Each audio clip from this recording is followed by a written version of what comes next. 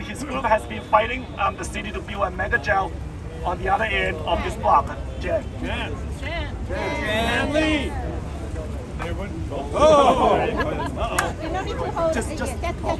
Thank you, guys. I want to give some context to why Chinatown is opposed to mega jails and more homeless shelters. The last affordable housing that we had built was 1976. Whoa! And it's just a stone's throw away from here. And as we look around us, the buildings are surrounding us that are 100 to 130 years old. And the people who are living in them are in the same conditions that they were decades ago, because there has been disinvestment in this community. The last affordable housing was built in 1976, and since that time, we got a homeless shelter, and then we got another homeless shelter, and then we got another homeless shelter, and then we got another homeless shelter, and they want to repeat this over and over again. And in that time, since 1976, the city renovated the tombs in 1983, and then they built another jail, and they built more and more jails. Up the block, they built the Metropolitan Correctional Facility. So since the last time that we got affordable housing, we got homeless shelters, and we got a larger incarceration footprint.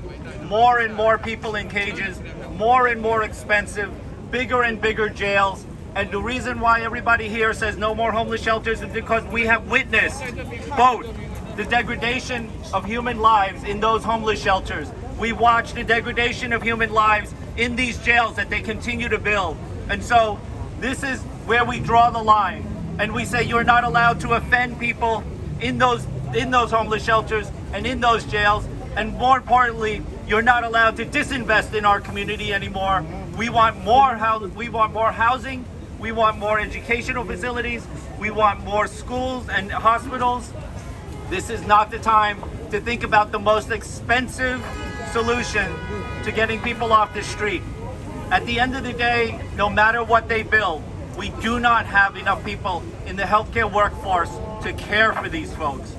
The whole state of New York is in a healthcare workforce shortage. We know all too well, after COVID, we understood we don't have enough hospital beds in New York.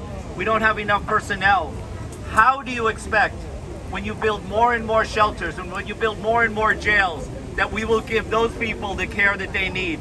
And the ones who suffer are the ones outside, the ones who are walking in the streets.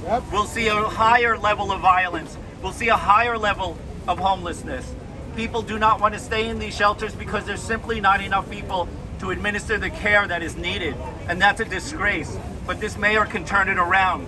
He can be the first mayor to make sure that there's no more homeless people on the sidewalks, to make sure that we are a safe community, and to build a very, very small jail in the footprint of what's there now. We shouldn't be spending billions of dollars to build concrete structures and expect them to heal people. It's not going to work, and we know that because we are the ones that witnessed it. Invest in their community. Invest in people first. No new jails, no new homeless shelters.